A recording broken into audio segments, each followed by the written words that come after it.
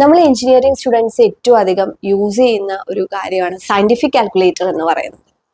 അപ്പോൾ ഈ scientific calculator എന്ന് പറയുന്നത് സാധാരണ നമ്മൾ ചെയ്യുന്ന മാത്തമാറ്റിക്കൽ ഓപ്പറേഷൻസിന് വേണ്ടി മാത്രമുള്ളതല്ല. അതിൽ ഒരുപാട് കാര്യങ്ങൾ നമുക്ക് ചെയ്യാനായിട്ട് പറ്റും. അതായത് ഇപ്പോൾ നമ്മൾ അഡീഷനോ മൾട്ടിപ്ലിക്കേഷനോ സബ്ട്രാക്ഷനോ ഡിവിഷനോ ഒന്നും അല്ലാതെ നമുക്ക് മെട്രിക്സ് ഓപ്പറേഷൻസ് ചെയ്യാനായിട്ട് സാധിക്കും. അതേപോലെ തന്നെ നമുക്ക് കൺവേർഷൻസ് ചെയ്യാൻ, അതായത് ലോജിക്കൽ കൺവേർഷൻസ് ചെയ്യാനായിട്ട് യൂസ് ചെയ്യാം. ഇൻ്റഗ്രേഷൻ, ഡിഫറൻസിയേഷൻ, അങ്ങനെയുള്ള കാര്യങ്ങൾ. അതേപോലെ കുറേ സയൻറ്റിഫിക് കോൺസ്റ്റൻസ് യൂസ് ചെയ്തിട്ടുള്ള ന്യൂമറിക്കൽ പ്രോബ്ലംസ് ചെയ്യാനായിട്ട് യൂസ് ചെയ്യാൻ പറ്റും. അങ്ങനെ ഒരുപാടധികം ഓപ്പറേഷൻസ് നമ്മൾ സയൻറ്റിഫിക് കാൽക്കുലേറ്റർ വെച്ച് ചെയ്യാനായിട്ട് പറ്റും.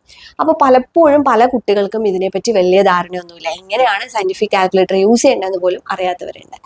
അപ്പോൾ ഇതിനെക്കുറിച്ച് നമ്മൾ ഡീറ്റെയിൽഡ് ആയിട്ടുള്ള വീഡിയോസ് നമ്മുടെ ഈ ഒരു ചാനലിൽ അപ്ലോഡ് ചെയ്തിട്ടുണ്ട്. അപ്പോൾ നമ്മൾ പ്ലേലിസ്റ്റും സെറ്റ് ചെയ്തിട്ടുണ്ട്. ആ വീഡിയോസ് എല്ലാം നിങ്ങൾ കണ്ടു കഴിഞ്ഞാൽ കൃത്യമായി എങ്ങനെ സയന്റിഫിക് കാൽക്കുലേറ്റർ യൂസ് ചെയ്യണം എന്നുള്ളത് നിങ്ങൾക്ക് മനസ്സിലാക്കാം. ഇനി ഇത് കൂടാതെയുള്ള ഏതെങ്കിലും സ്പെസിഫിക് ആയിട്ടുള്ള ഒരു ഓപ്പറേഷൻ നിങ്ങൾക്ക് അറിയണം എന്നുണ്ടെങ്കിൽ ഈ ഒരു വീഡിയോയുടെ താഴെ കമന്റ് ചെയ്യുക. എത്രയും പെട്ടെന്ന് തന്നെ ആ ഒരു വീഡിയോ നമ്മൾ അപ്ലോഡ് ചെയ്യുന്നതായിരിക്കും. താങ്ക്